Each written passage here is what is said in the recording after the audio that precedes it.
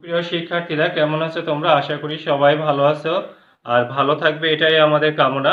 সবাইকে আবারও আমার ইংরেজি ক্লাসে স্বাগত জানাচ্ছি। তোমাদেরকে পড়াচ্ছিলাম ন্যারেশনের নিয়ম। এর মধ্যে আমি টেন্সের পরিবর্তন কি রকম হয় তাই নিয়ে কথা বলেছিলাম। অলরেডি আমি প্রেজেন্ট টেন্সগুলোর পরিবর্তন কি রকম হয় যদি না রিপোর্টিং ভার্ব পাস্ট টেন্সের হয় এ নিয়ে কথা বলেছিলাম। আজকে যে বিষয়টা নিয়ে কথা বলবো তা হচ্ছে রিপোর্টিং ভার্ব পাস্ট টেন্সের হলে রিপোর্টেড স্পিচের মধ্যে ভার্বের পরিবর্তন কেমন হবে। এটা খুব মনোযোগ সহকারে তোমরা খেয়াল করবে, কারণ এই পরিবর্তনগুলোই তোমাদের বেশি করতে হবে টেন্সের ক্ষেত্রে। তাহলে দেখো, যদি ইনডাইরেক্ট ন্যারেশনে যদি পাস্ট ইনডেফিনিট থাকে, কি বললাম, পাস্ট ইনডেফিনিট থাকে, তাহলে পাস্ট ইনডেফিনিট থাকে তাহলে ডিরেক্টে এটা থাকলে ইনডাইরেক্টে হয়ে যাবে কি পাস্ট পারফেক্ট। কি হবে? পাস্ট পারফেক্ট হবে। দেখো, he said to me I helped the poor boy।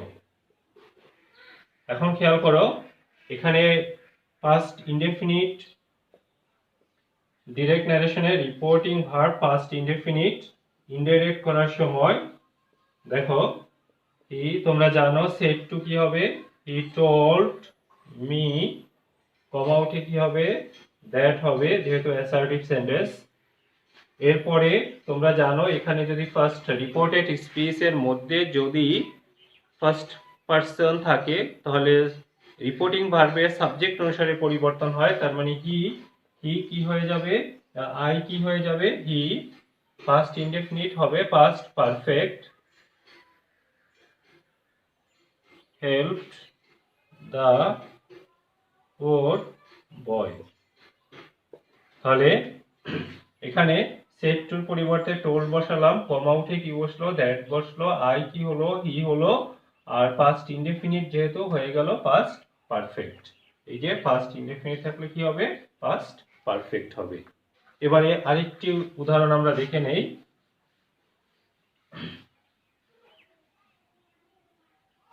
দেখো, দে said to me we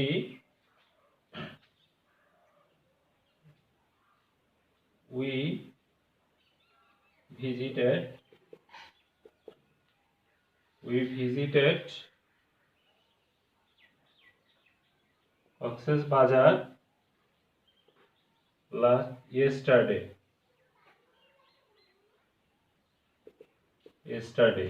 এখানে খেয়াল করো, দে সেড টু কি হয়ে যাবে, টোল্ড মি, উই দ্বারা এখানে দেখো, they said to me we visited Cox's Bazar yesterday. তারা আমাকে বলেছিল আমরা, এখানে উই দ্বারা মূলত কাকে বোঝানো হচ্ছে, তাদেরকে বোঝানো হচ্ছে। তাহলে দে টোল্ড মি দ্যাট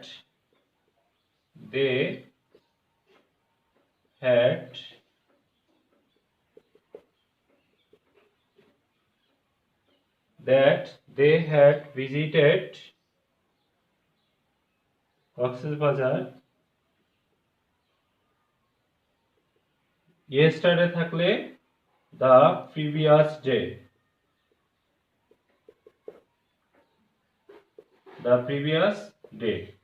কারণ তোমাদেরকে এর আগে বলেছিলাম কি yesterday থাকলে কি হবে, the previous day হবে। আচ্ছা, তাহলে এটা তোমরা অবশ্যই বুঝলে। এবারে খেয়াল করো, এবারে যদি পাস্ট পারফেক্ট থাকে, যদি পাস্ট কন্টিনিউয়াস থাকে, পাস্ট কন্টিনিউয়াস থাকলে পাস্ট পারফেক্ট কন্টিনিউয়াস হবে। কি হবে, পাস্ট পাস্ট কন্টিনিউয়াস হবে, তাহলে কি হবে? পাস্ট কন্টিনিউয়াস হবে। পাস্ট পারফেক্ট থাকলে, পাস্ট কন্টিনিউয়াস থাকলে পাস্ট পারফেক্ট কন্টিনিউয়াস হবে। তাহলে খেয়াল করো যে পাস্ট কন্টিনিউয়াস থাকলে কি হবে? Past perfect continuous. যেমন একটি উদাহরণ দেখো, he said to me, he said to me I was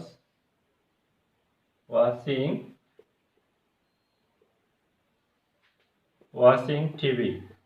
তাহলে এখানে যদি আমি করি তাহলে হি টোল্ড মি, কমা উঠে দ্যাট বসবে, আই কি হয়ে যাবে? আই হচ্ছে এখানে হি হয়ে যাবে, was watching, had been watching, had been watching TV. তাহলে পাস্ট কন্টিনিউয়াস হয়ে যাবে past perfect continuous. Past continuous কি হবে? Past perfect continuous. আমরা আরেকটি উদাহরণ দেখে নেই।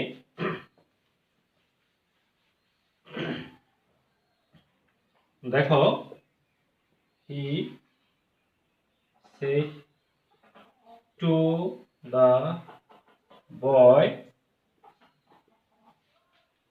you were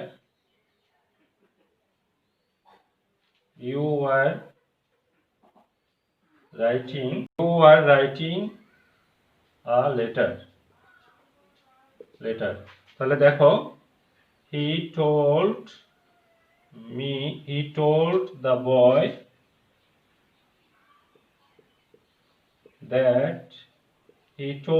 boy that you, মানে অবজেক্ট অনুসারে পরিবর্তন হবে, that he বলতে কাকে বোঝানো হচ্ছে? বয়কে। হি বলতে কাকে বোঝানো হচ্ছে? বয়কে। that he had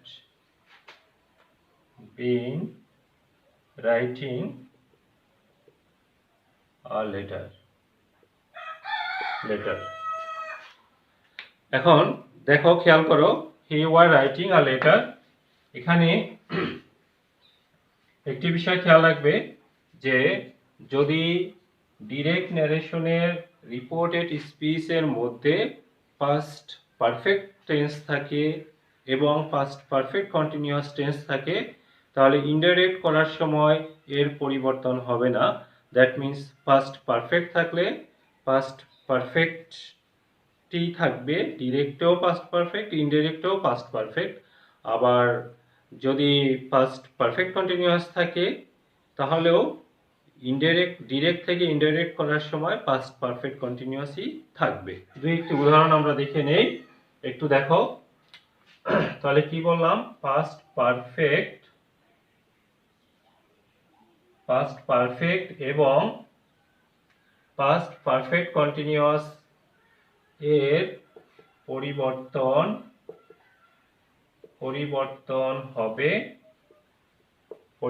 হবে না। আমি আবার বলছি, পাস্ট পারফেক্ট এবং পাস্ট পারফেক্ট কন্টিনিউয়াস টেন্সের পরিবর্তন হবে না। উদাহরণ দেখে নাও, he said to me I had bought a car। এখানে past had bought past perfect, he told me that, I মানে কি? I মানে হচ্ছে he had bought a car। তাহলে দেখো, had bought past perfect, এখানেও কি past perfect tense, তার মানে past perfect tense এর পরিবর্তন হবে না। এটা যদি past perfect continuous tense হতো, একটু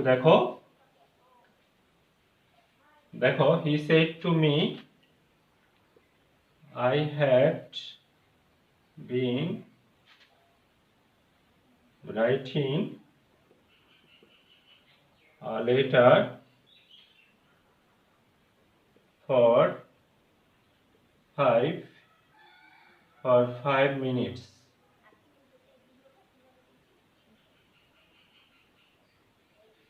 for 5 minutes, তাহলে কি হবে? He told me that he had been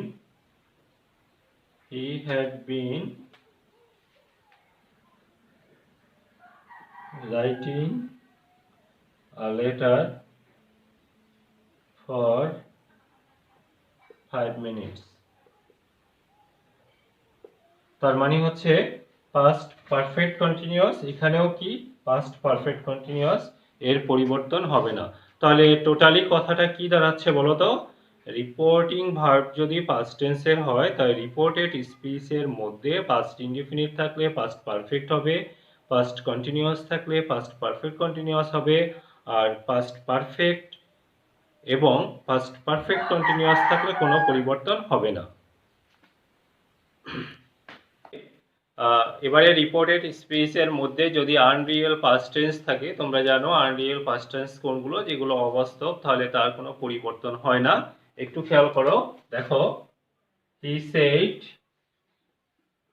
said I wish I were a bird, I wish I were a bird।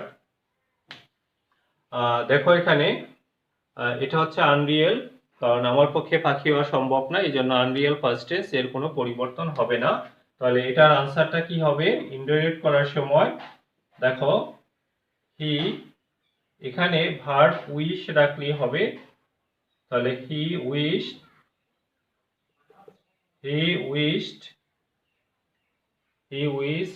He were a bird. দেখো এখানে সেইড এবং he said আমরা কি করলাম, আর এখানে আই বলতে হিকেই বোঝানো হচ্ছে, তাহলে এখানে সেইডকে আমরা কি করলাম, উইস্ট করলাম, আর পরবর্তী অংশের কোনো পরিবর্তন হলো না। তাহলে আরেকটি উদাহরণ দেখো, যেমন he said I had the wings of a dove। তাহলে এখানে কি হবে? দেখো, he said I had the wings, তার মানে এটাও ইচ্ছা প্রকাশ করা, he wished, একটি that বসানো যেতে পারে, he wished that he had the wings of a dove। তাহলে এগুলো হচ্ছে কি আনরিয়েল পাস্ট টেন্স। এরপরে আসো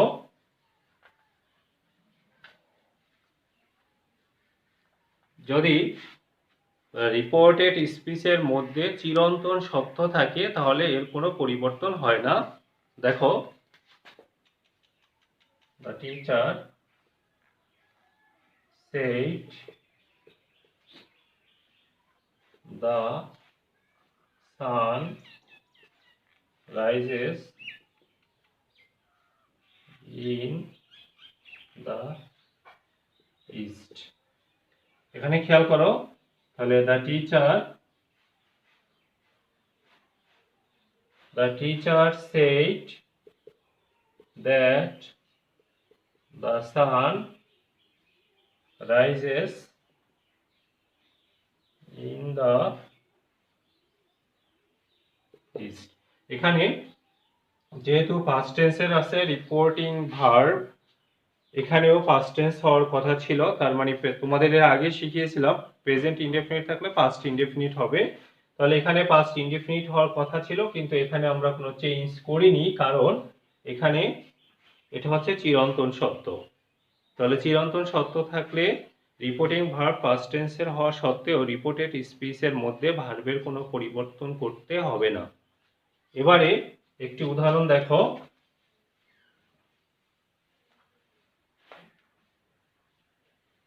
He said, I am 14. I am 14, but I don't, but I do not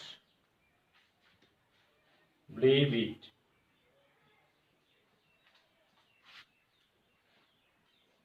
Believe it. এই উদাহরণটি দেখো, আগে এটার আমি দেখো পরিবর্তন করিনি। He said that he was 14, but I don't, that means do not believe it. Believe it. এখানে তোমাকে মনে রাখতে হবে যে সে বলেছিল I am 14, আমি 14, but I don't believe it, কিন্তু আমি এটা বিশ্বাস করিনি।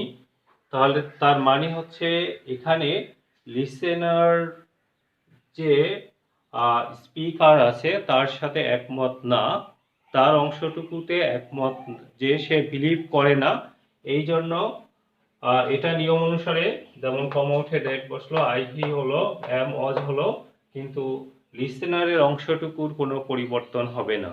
তার মানে হচ্ছে যদি বক্তা যদি সম্মত না হয় কথায়, তাহলে তার অংশের কোনো পরিবর্তন হবে না। সে যে বিশ্বাস করে না ততটুকু, দ্যাট মিন্স তার অংশটুকুর কোনো পরিবর্তন হবে না। এটা তোমাকে মাথায় রাখতে হবে। এবারে একটি বিষয় খেয়াল করো যে তাহলে আমি যদি বলি যে ভার্বগুলোর পরিবর্তন, যে ভার্বের যে ক্লাসিফিকেশন, সেখানে অক্সিলারি ভার্ব কি কি ছিল? অক্সিলারি ভার্ব ছিল হচ্ছে মডালস অক্সিলারি ছিল, হ্যাভ অক্সিলারি ছিল, ডু অক্সিলারি ছিল, বি অক্সিলারি ছিল। এখন যে পরিবর্তনগুলো, যে মডালস অক্সিলারিগুলো, এগুলোর পরিবর্তন যেগুলো ফার্স্ট ফর্মের মডেল, যেমন ক্যানের ফার্স্ট হচ্ছে কুড, উইলের হচ্ছে উড, তাহলে এইগুলো উড থাকলে উডই হবে, কুড থাকলে কুডই হবে। আর একটা বিষয় তোমাকে খেয়াল রাখতে হবে যে যদি উইল থাকে তাহলে রিপোর্টিং ভার্ব পাস্ট টেন্সের হলে রিপোর্টেড স্পিচের মধ্যে কি হয়ে যাবে? উইলটা উড হয়ে যাবে। আর এছাড়া যে অক্সিলারি ভার্বগুলো আছে এগুলো যে ফর্মে আছে ওই পাস্ট ফর্মে থাকলে এর কোনো পরিবর্তন হবে না। আর যদি প্রেজেন্ট ফর্মে থাকে তাহলে ওগুলো পাস্ট ফর্ম হয়ে যাবে, যদি না রিপোর্টিং ভার্ব পাস্ট টেন্সের হয়। তাহলে এটা মাথায় রাখবে। আজ এ পর্যন্তই। সবাই ভালো থাকো, সুস্থ থাকো, দেখা হবে আগামী ক্লাসে। আল্লাহ হাফেজ।